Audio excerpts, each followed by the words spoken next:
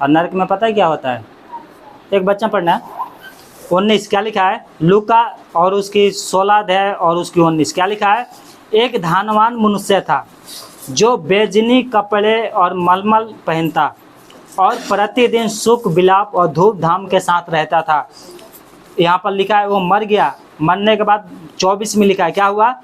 तब उसने पुकार कर कहा, हे पिता अब्राहम, मुझ पर दया करके लाजर को भेज दे ताकि वो अपनी उंगली का सिरा पानी में भिगोकर मेरी जीभ को ठंडी करे। क्या करे? एक बूंद पानी हमें पिला ले। जो महलों में रहता था, मलमल के कपड़े पहनता था, बेजनी रंग, अच्छा कपड़ा चमकने वाले, अब एक बूंद पानी के लिए नरक में तरस रहा है। क्यों? यहाँ पर घटना क्या हुआ था पता है? यहाँ पर घटना क्या हुआ था? फिर से मैं पढ़ता हूँ, पूरा पढ़ देता हूँ जिससे आपको पता होना चाहिए।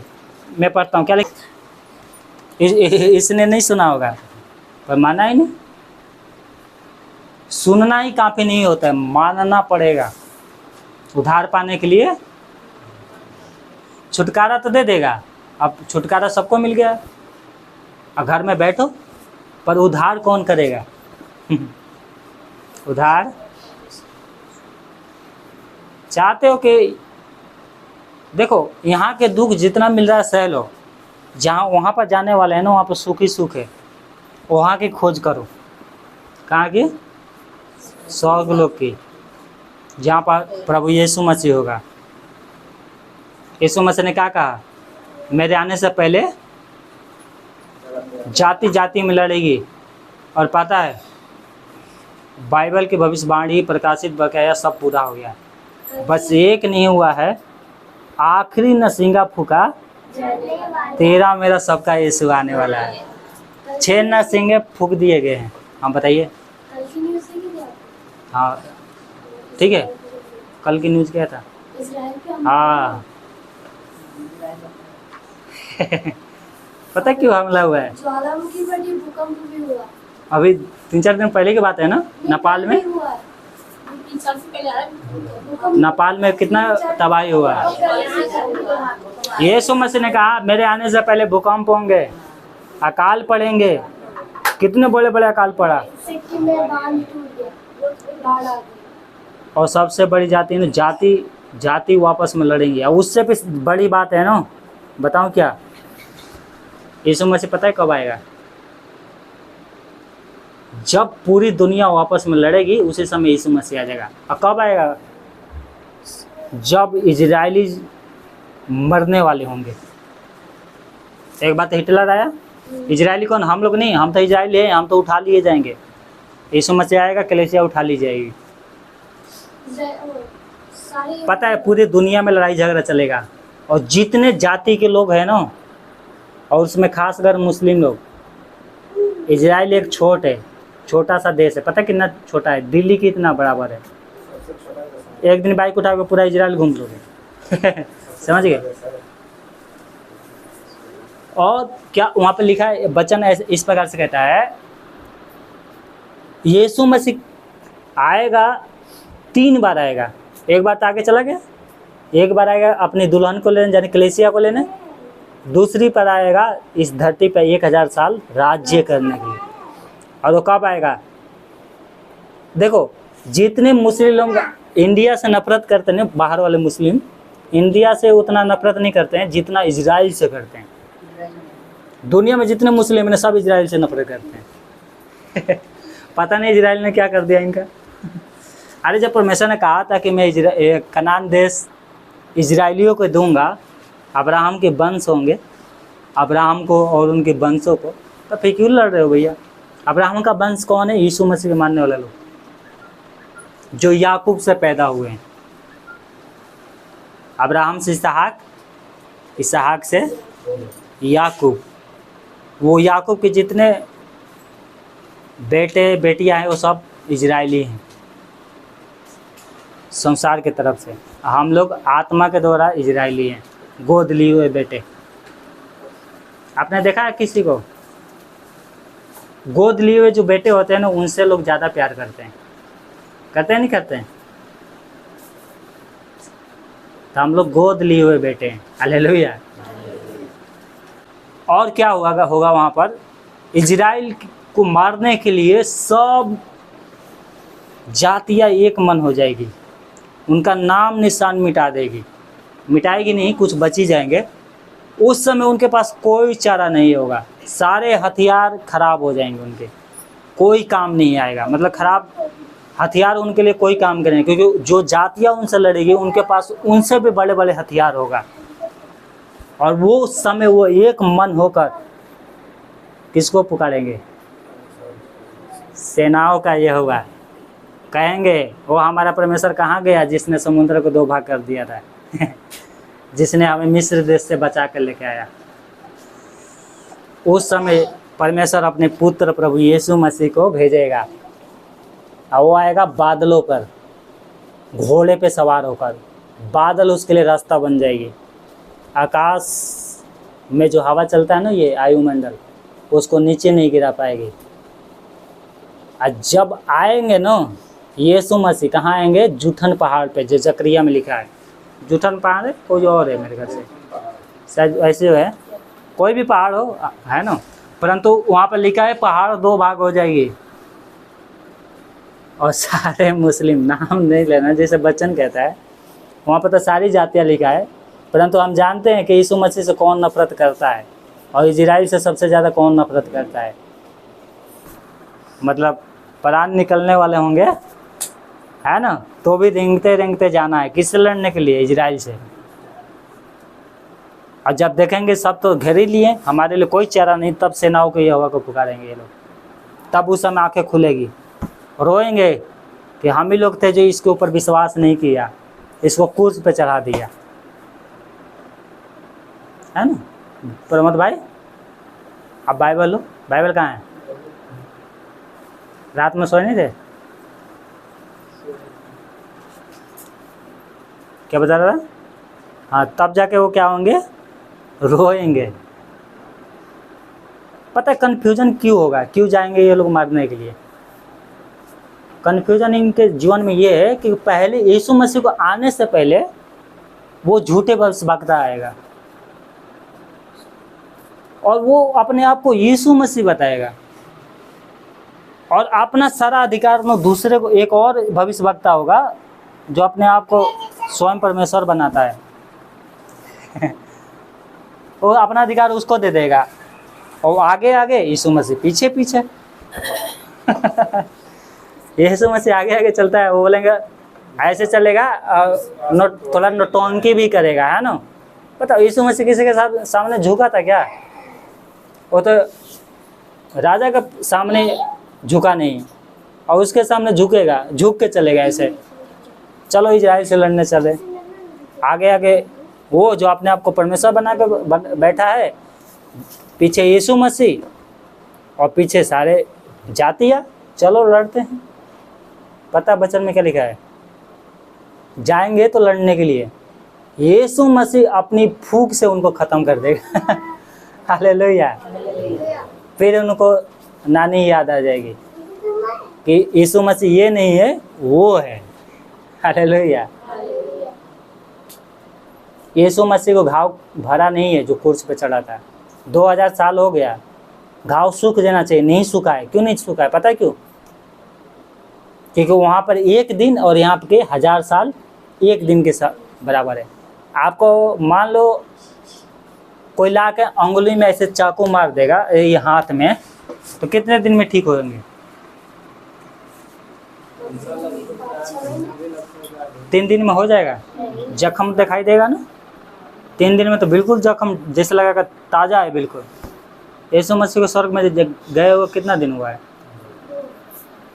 सौर के हिसाब से सिर्फ 2 दिन। मैं एक दिन बचना पड़ रहा था, मैंने बोला प्रभु 2000 साल के बाद आओगे तो वो कपड़ा भी पहना रहेगा जिस कपड़े पे लहू छिटका हुआ था।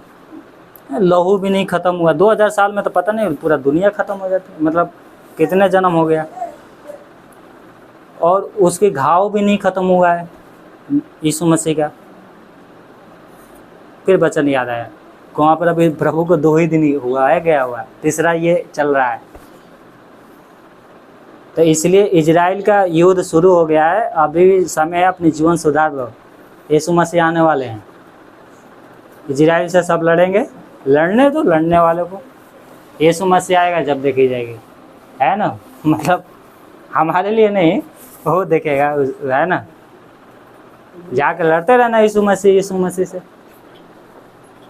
अभी तो मज़े आ रहा है भैया, 2 शादियाँ करो, 5 शादी करो। एक है ना, पाकिस्तान में छोकर आ गई है ना, कहाँ, इंडिया, पाकिस्तान में से पति ने पता नहीं 3 किया था 4 किया था पता नहीं। भैया 3-4 शादी करोगे तो बीवी तो भागेगी, है ना। और एक भारत से भी गई है, थी तो वो ईसाई, परंतु याद रखो ईसाई स्वर्ग में नहीं जाएंगे, विश्वासी स्वर्ग में जाएंगे। विश्वासी कौन होता है? जो प्रतिदिन प्रार्थना में सुबह शाम प्रार्थना करना, प्रभु में लीन रहना, वचन पढ़ना, अपने जीवन को पवित्र करना, संगति को जीवन में नहीं छोड़ना, संगति में रहना है, उपवास प्रार्थना करते रहना, ये विश्वासी है। ईसाई कौन है? ईसाई कौन है? क्रिसमस के दिन आएंगे प्रार्थना में, अब परमेश्वर ही जाने गिफ्ट लेने के लिए आते हैं या मुंह दिखाने के लिए आते हैं।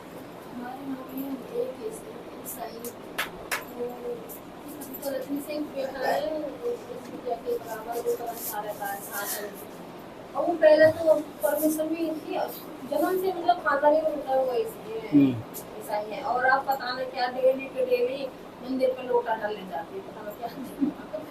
तो एक दिन बंदा चलो इसको बाद में बात करेंगे। तो उसने बंदर बिठा दिया उसके ऊपर, ये तेरे सारे काम बनाएगा, बिठा के झुका के अपने ऊपर बिठा लिया बंदर, और बिठाने के बाद में उसी दिन से ठीक है। तो ईसाई कौन है? ईसाई कौन है नहीं पता? बताया तो था, कितने बार बताता हूँ।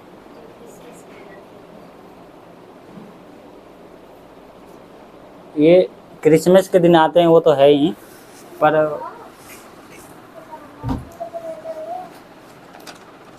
एक आशाया के पुस्तक पढ़ना, उसके बाद हम लोग दूसरा वचन पढ़ेंगे। आशाया 1 अध्याय।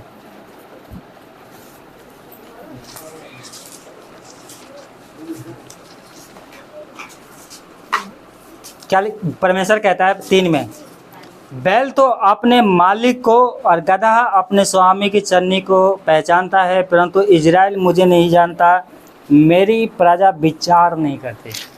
क्या नहीं करती? विचार नहीं करती। तो देखो, अब सुनो, रहने दो, वचन में मत जाओ, ज़्यादा समय लग जाएगा। मैं बताता हूँ ईसाई कौन है। पूरा ये अध्याय पढ़ोगे ना पता चल जाएगी, ठीक है। 3 अध्याय में लिखा, 3 पत्र में लिखा था, 1 के 3 में। इजराइल मुझे नहीं जानता है। एक बार देखो, 2 शादी करने वाले, पति को धोखा देने वाले, पत्नी को धोखा देने वाले, ये सब ईसाई हैं। यीशु मसीह को मानने वाले नहीं हैं। मोमबत्ती दिखाने वाले, रो रो के प्रार्थना करने, पता नहीं आके रो के प्रार्थना करेंगे, फिर जाओ भैया वही काम करो। बाइबल ने 2 उदाहरण दिया था, कुत्ते कैसे था? कुत्ता अपनी सांस को चटता रहता है ना, उल्टी करके फिर उसी को खा भी लेता है। तो ये कुत्ते ही हैं, यीशु मसीह को मानने वाले नहीं है। अगर हम भी बुराई कर रहे हैं ना, तो हम क्या है, यीशु मसीह के नाम बदनाम करते हैं, ठीक है। तुम हिंदू बनो या मुस्लिम बनो, सब वहीं पर आएंगे, यीशु के पास। यीशु ही मार्ग, सत्य, जीवन है। देखो, जो कुर्स लगा के गाली भी दे, है ना, कुर्स यहाँ पे क्या करेंगे, कुर्स खुदवा लेंगे हाथ पे या गर्दन पे, पता नहीं कहाँ कहाँ, और बुरे काम करेंगे। तो भैया कुर्स क्या तुम्हारी रक्षा कर लेगी? कुर्स पहनना गलत बात नहीं है, कुर्स पहन कर गलत काम करना ये परमेश्वर को नहीं भाता। अब वो इंडिया छोड़कर पाकिस्तान भाग गई है, जो अपने पति के ना हुई वो उसको हो जाएगी, और ऊपर से आओगे तो परमेश्वर 2 लात मारेगा। ऐसे परमेश्वर तो मारता नहीं है, लेकिन स्वर्गदूत मारते हैं है ना।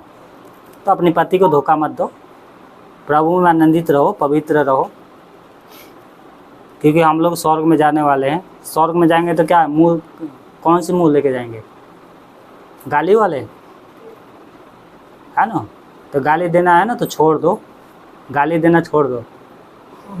सुअर को कितना भी नहा कर कपड़े पहना दोगे ना,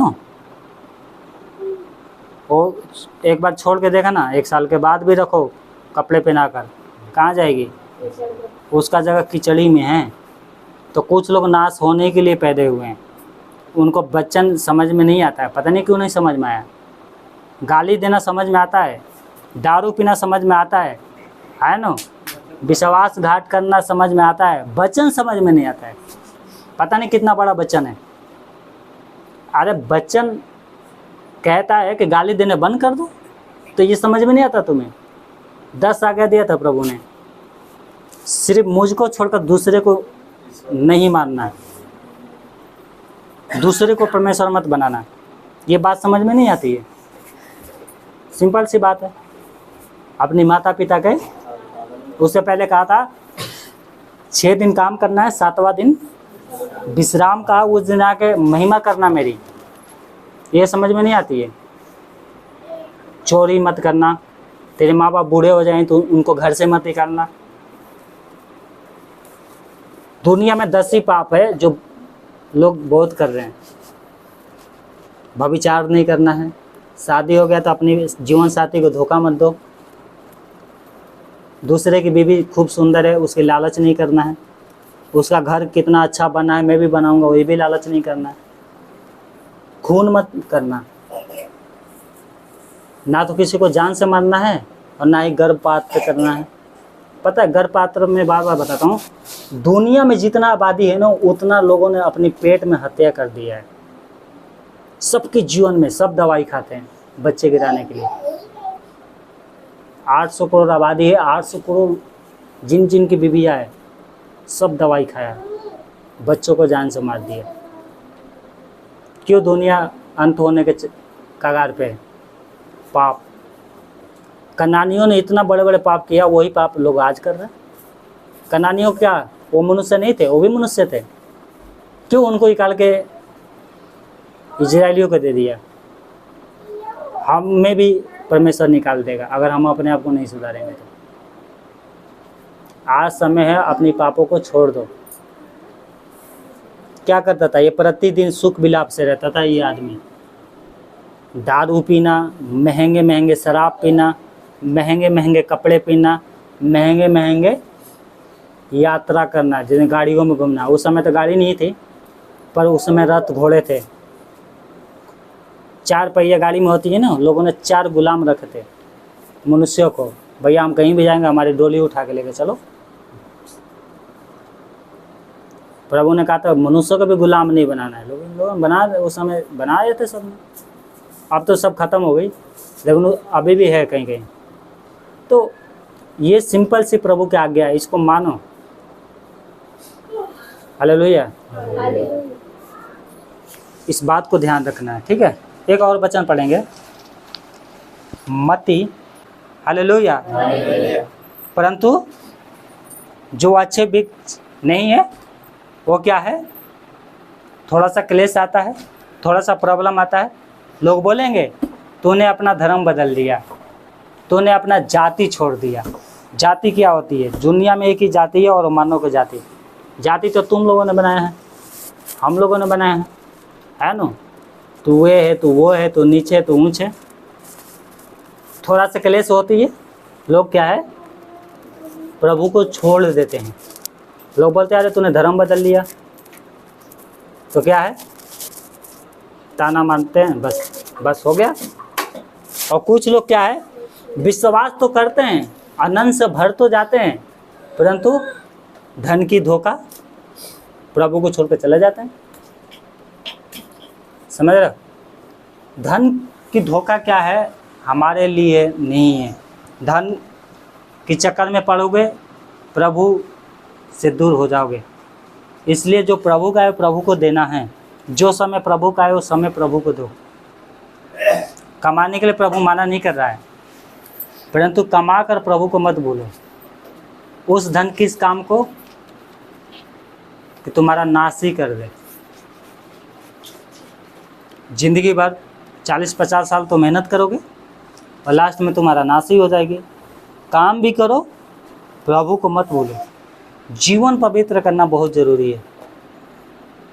काम करने के लिए थोड़ी प्रभु ने मना किया है। करो, कमाओ, प्रभु आशीष देने के लिए खड़ा है, परंतु उसकी आज्ञा को मानो।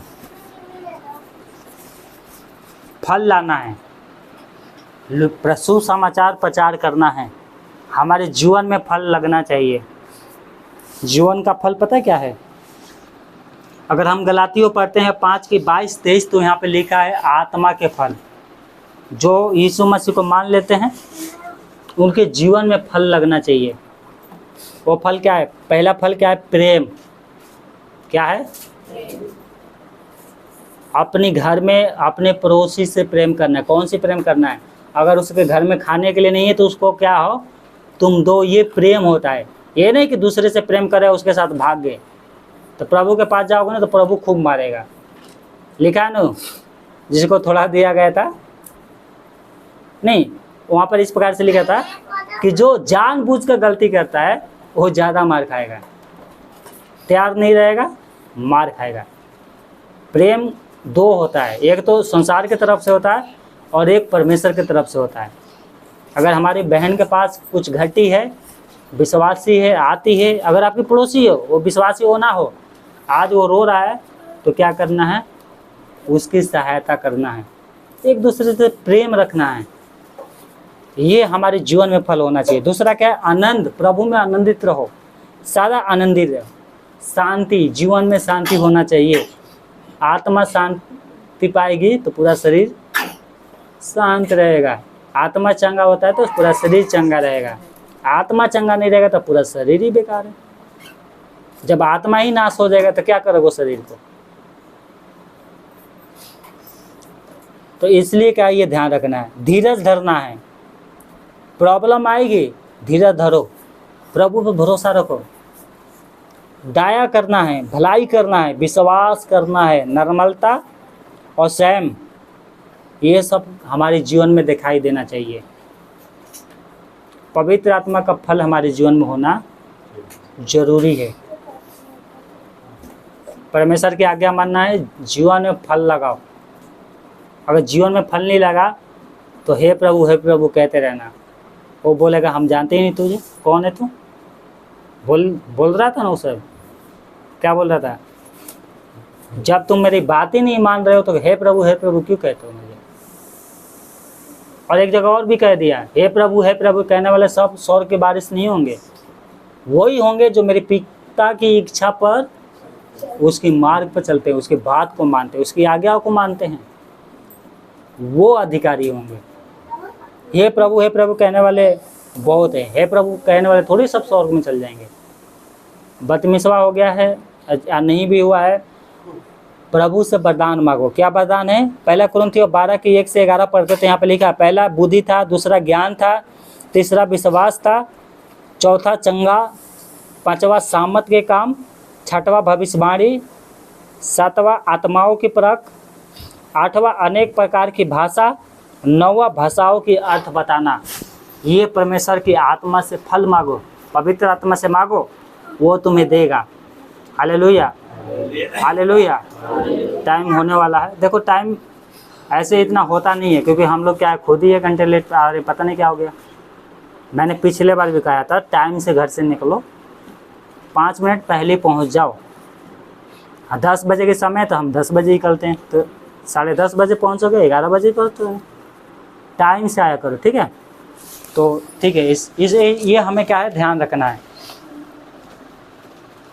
हम लोग क्या है, काम करते हैं, ठीक है? हम लोग ऐसे नहीं, दूसरे के मांगना नहीं है, काम करके प्रभु के काम करना है, ठीक है? अगर देखो, मैं ज़बरदस्ती नहीं करता, ना प्रभु करता है। अगर तुम्हें लगता है तुम्हारे देवता तुम्हारी उद्धार करते तो जाओ भैया करो, पर ये इतना बात ध्यान रखना कि मैं जिसकी पूजा करूँगी, चाहे वो यीशु मसीह हो, चाहे कोई भी देवी देवता हो, क्या वो मेरा उद्धार कर सकता है? उद्धार देखो, स्वर्ग और पृथ्वी का सारा अधिकार यीशु मसीह को दिया गया है। क्यों? क्योंकि वो हमारे लिए मारा गया, गाड़ा गया, तीसरे दिन जी उठा। यहोशू 24:15, यहोशू 24:15 पढ़ते हैं। यहाँ पर परमेश्वर का दास था, क्या लिखा है? यदि यहोवा की सेवा करनी तुम्हें बुरी लगे तो आज चुन लो कि तुम किसकी सेवा करोगे, चाहे उन देवताओं की जिनकी सेवा तुम्हारे पुरखा महानद के उस पार करते थे, और चाहे अमोरियों की देवताओं की सेवा करो जिनके देश में तुम रहते हो, परंतु मैं तो अपने घराने समेत यहोवा की सेवा करूँगा। किसकी सेवा करूँगा? जिस देश में रहते हो, या तो इन देवताओं की पूजा करो या जादू टोना करवाओ। भैया तुम्हारे भूत नहीं निकल रहे तो जाओ जादू टोना करवाओ। परंतु हम लोग तो क्या है, परमेश्वर के पीछे ही चलेंगे। हालेलुया।